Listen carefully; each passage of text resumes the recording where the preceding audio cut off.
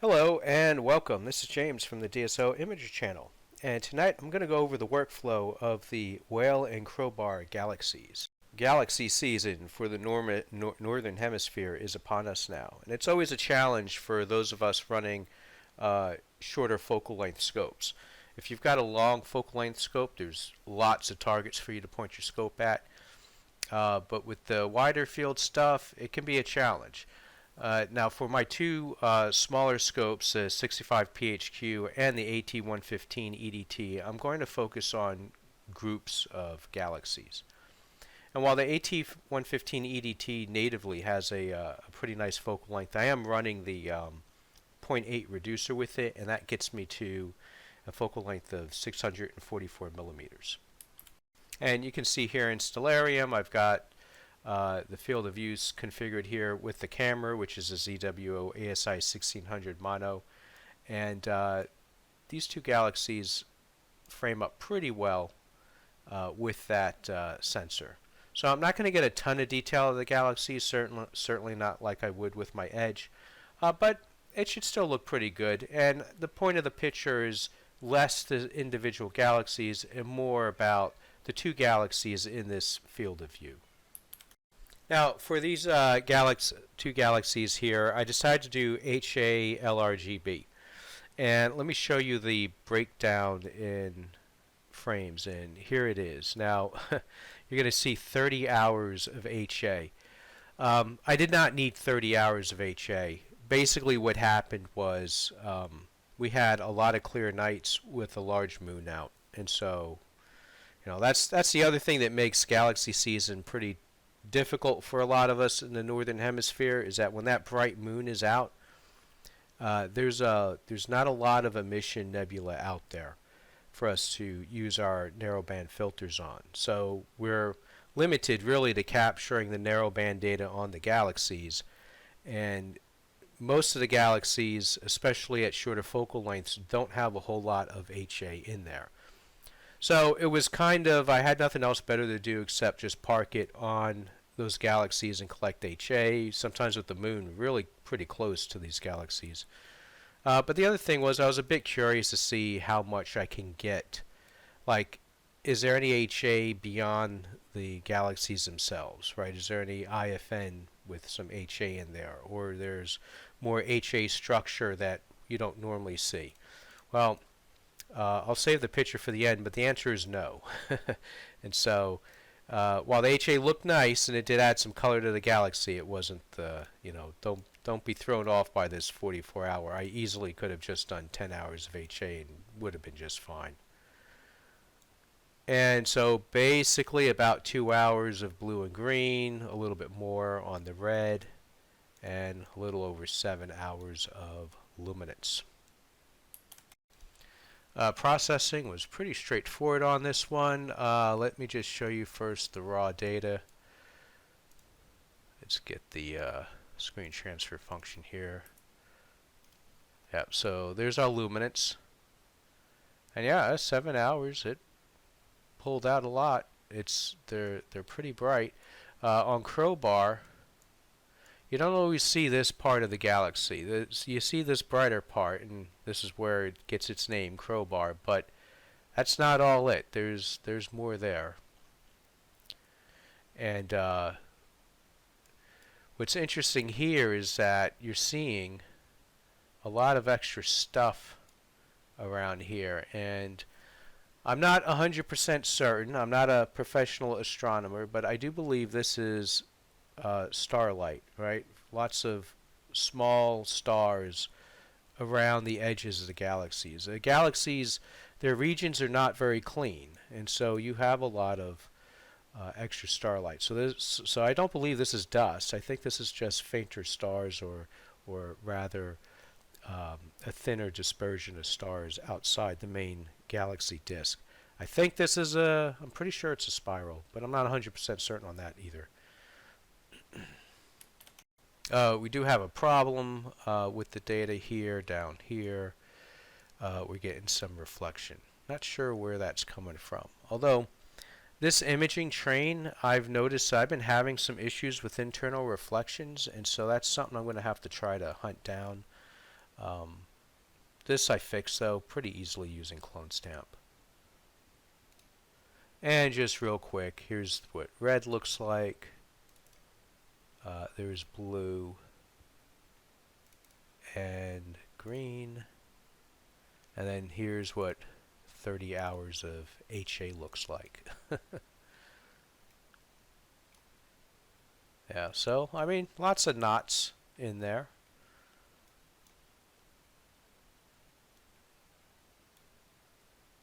Yeah, we got some knots of HA in there, so.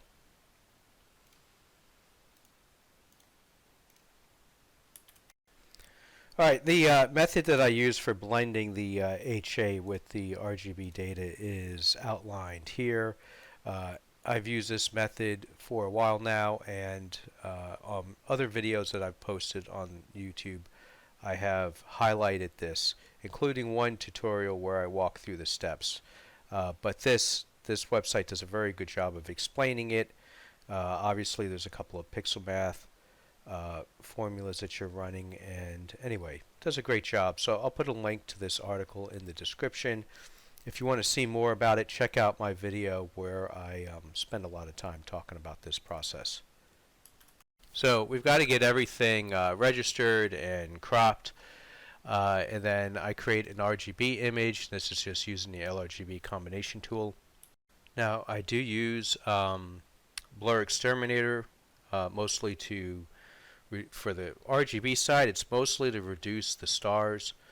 And then I set those stars aside so that when I add the stars back to the starless image, when all the processing's finished, I'm only using the RGB stars. I'm not using the LRGB stars.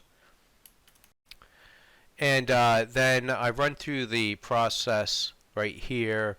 So we're basically subtracting.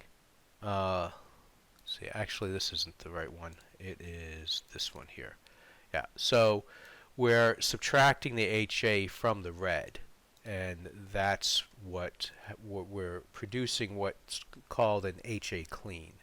And this is the variable that you tweak to try and get the best version of it. And you can see different versions of this here. And so I do believe this is the version that I use. Now you can ignore all this stuff with the stars because that gets subtracted, or it doesn't get included when you merge it with the color image, the RGB image. But basically what it's doing is it's isolating the HA signal from what normally would be in the red signal. And then you use the next formula right here for each of the color channels, and here's your variable that you're tweaking, and what you end up with is something like this, right? So you can see the difference is pretty noticeable with those HA regions. And I ran it a couple of times adjusting that boost value, and this is the one that I ended up going with. If you run it, it's a little bit more noticeable here. See how there's like a red background? If the HA signal, if the boost value in this formula is too high, you'll get a lot of residual red noise in the background. And so I tweaked it a little bit to this one. You can still see it, but it's not as strong, and we're still getting a good representation of the HA in the galaxies.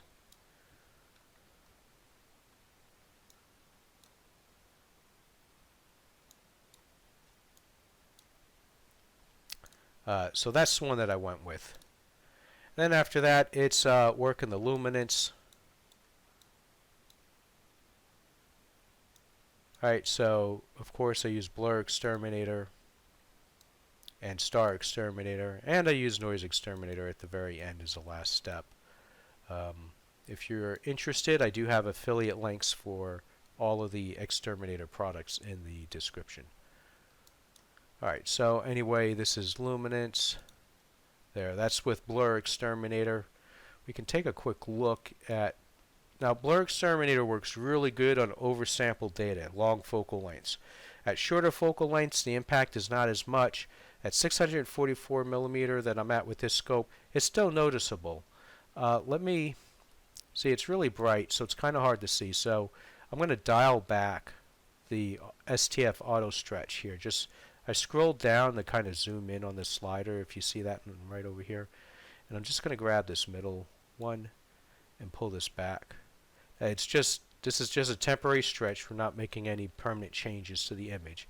But we're dialing it back just so you can see the impact that Blur Exterminator is doing. I mean, the difference on the stars is huge, and that's the main thing I'm after. But it does a really nice job in the galaxy itself. Check out the dust lanes here in the whale. Oops. There we go. Okay, so yeah, really, I mean, right in here. I mean, again, wide field, not super noticeable unless you're pixel peeping, but it's worth it, I think. And then remove the stars. Now we can see all the little background galaxies. Star Exterminator does a great job leaving those behind. And then here's where I did a stretch. Let me reset that. And then it's mostly curves work. And I got it to this point here.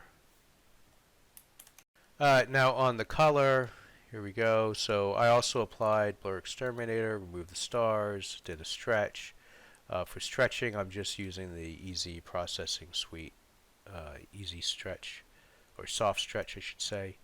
And here, basically, all I'm doing is prepping the color data for the luminance. And I got it to this stage, made a clone.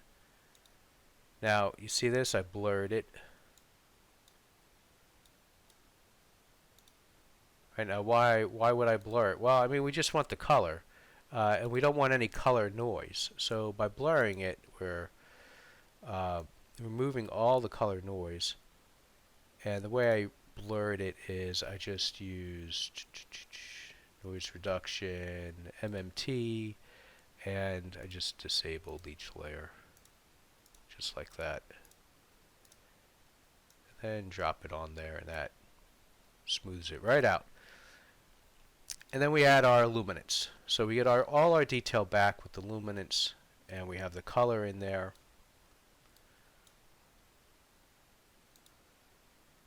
And now you can see a mask.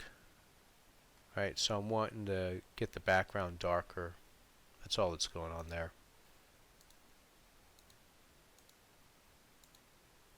And really, I mean, this was just some basic curves work. It was a relatively easy image to process. Okay, so I got to this point, then I made a clone and moved over to a new workspace just to have a clean workspace. Renamed it Starless.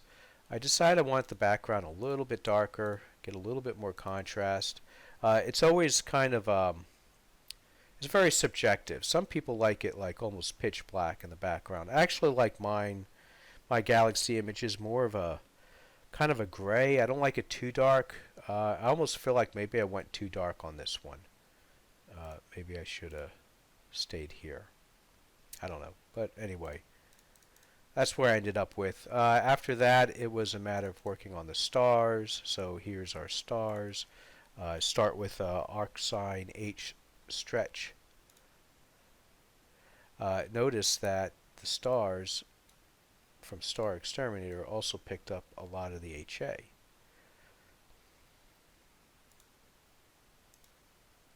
Now, what's going on here, if you've seen my videos, you know what's going on here.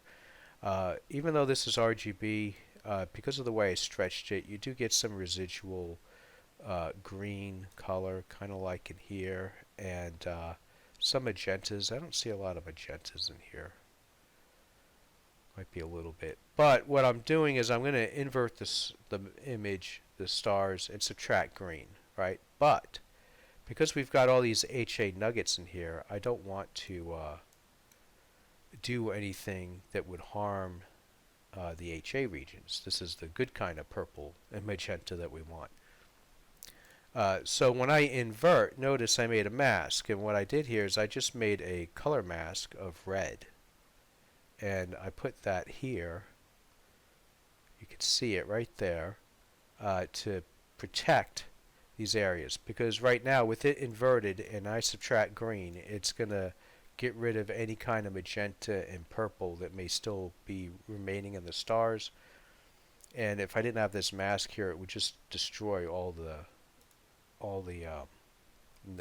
red nebula. Okay, so there we go, and then I'm boosting saturation a bit here. And you can see I did an extra stretch here. See how there's more stars here? This second part. So what happened is I got to this, I felt like this was good enough, and I added the stars back in, and that gave me this image. And then I felt like the background wasn't dark enough, which is why I ended up making this darker, you noticed. And also I felt like the stars, maybe I wasn't getting enough of the background stars. I felt like maybe these were too small. So this is kind of the subjective thing, right? So I went back, I increased or darkened the background in here, and then I gave an extra little stretch to the stars to pull out more, and I ended up with this. So I mean, it's a subjective thing. I mean, which do you guys like better? I mean, I like my stars nice and tight. I felt like these might have been too tight. And you definitely more contrast. You know, now that I look at it, I'm not sure which one I like more. Right? It's when processing your pictures and you get to this stage, you reach the point of never-ending touch-ups. Right? You could tweak an image forever if you're not careful. But anyway, I went with this, and then I hit it with some noise exterminator, and here's the final image. So I think overall that came out pretty good. I mean, not bad for kind of a wide-ish field shot of two galaxies.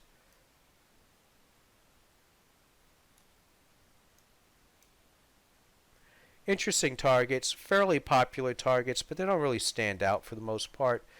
But, you know, a classic wide field shot for galaxy season. So that's all I got. If you enjoyed this video, please give the video a like, and if you're not already subscribed, I'd like to encourage you to subscribe. Lots of good stuff on here. Just really briefly, let me explain. This video here was what I would call a workflow video, not really a tutorial video. I have step-by-step tutorials on my channel, so if you watch this video and felt like I went too fast or I didn't do a good enough job explaining all the steps, definitely check out my channel, because I've got some tutorials that do the whole step. I got a PixInsight beginner video out there that breaks everything down. These workflow videos are really intended for people that are already familiar with PixInsight. They already know the basics, and this is just a way of seeing how I go through processing an image. And it's just there to, one, document how I'm processing the image, but also as a reference. And a lot of times, a lot of my regular viewers may pick up little things that they see here and there in my processing techniques. I mean, we all process things a little bit differently. The longer you go, you'll realize that everyone does it a little bit differently, but there's a lot of things we all do the same. And when I watch other people's videos, I pick up little things, and hopefully people are picking up little things from my videos. So, I mean, that's the idea of these workflow videos. So with that, I will say good evening and clear skies.